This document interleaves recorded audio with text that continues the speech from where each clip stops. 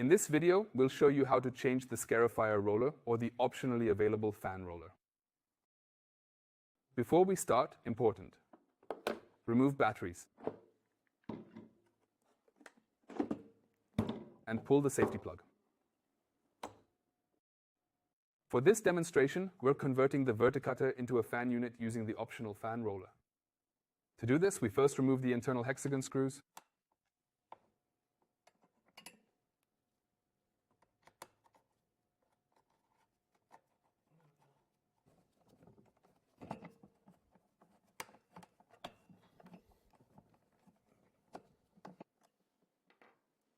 And then pull the roller off the drive square. From the removed roller, we take off the bracket and attach it to the fan roller. To make roller changes easier in the future, we recommend lubricating the square drive periodically. We then reinsert the roller. Fasten the hex screws.